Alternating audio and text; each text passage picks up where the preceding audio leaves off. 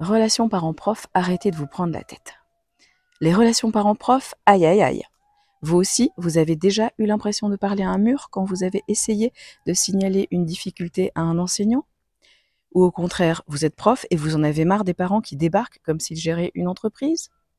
Bon, aujourd'hui, on va mettre les pieds dans le plat. D'abord, le constat, un dialogue souvent bloqué. Il faut le dire, le dialogue entre parents et profs est souvent tendu, voire carrément inexistant. Beaucoup de parents de bonne volonté, j'insiste sur le mot bonne volonté, se font envoyer balader dès qu'ils osent poser une question ou faire une remarque. C'est comme si on touchait un domaine ultra sensible. L'enseignement, c'est mon affaire, ne vous mêlez pas de ça. Et pourtant, en tant que parent, on connaît notre enfant, on vit avec lui, on voit quand il décroche, quand il ne comprend pas.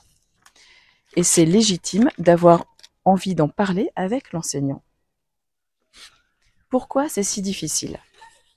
Côté prof, je comprends, c'est un métier sous pression, souvent solitaire, pas toujours reconnu à sa juste valeur, avec peu de retours constructifs de ses pairs. Et quand on a enfin trouvé sa méthode, sa manière de faire cours, ce n'est pas toujours facile d'entendre un parent venir la remettre en question. Mais côté parent, c'est pareil, quand on tente un échange et qu'on est tout de suite perçu comme agressif, trop présent ou même incompétent, ça calme. Ce n'est pas un match, on est dans le même camp. Et pourtant, le dialogue est ultra rigide. L'exemple concret d'un échange apaisé. Alors, je vais vous donner un exemple qui a marché avec la maîtresse de ma fille.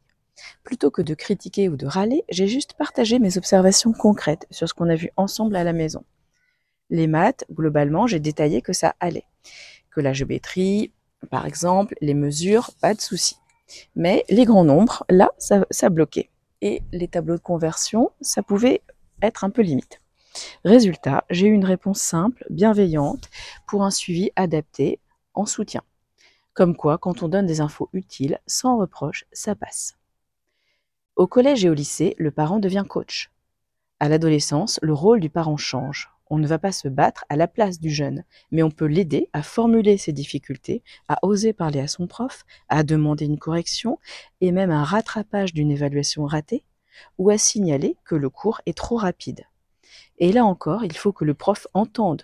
Un jeune qui veut comprendre, c'est précieux, et une mauvaise note après beaucoup de travail, c'est vraiment décourageant. Le cas concret de l'EPS et des blessures.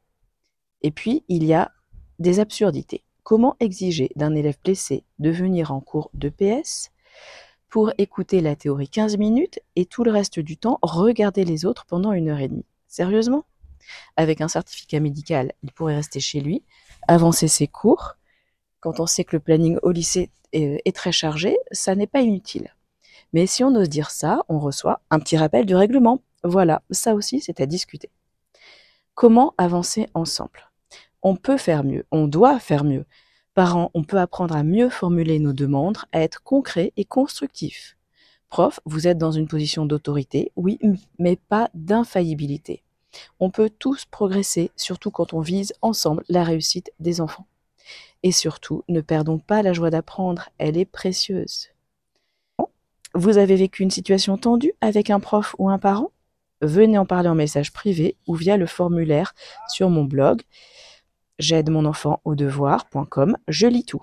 Et si vous avez aimé cette vidéo, likez, partagez, abonnez-vous à ma chaîne Christelle J'aide mon enfant au devoir et continuons ensemble de faire de la scolarité un terrain d'entente, pas de conflit. À bientôt. Rendez-vous également sur mon blog j'aide-mon-enfant-au-devoir.com où vous pourrez télécharger votre guide offert, mes 7 clés pour faire des devoirs avec ses enfants à un moment agréable et efficace dans la fenêtre qui s'affichera. Merci d'avoir regardé cette vidéo et à bientôt pour de nouveaux partages.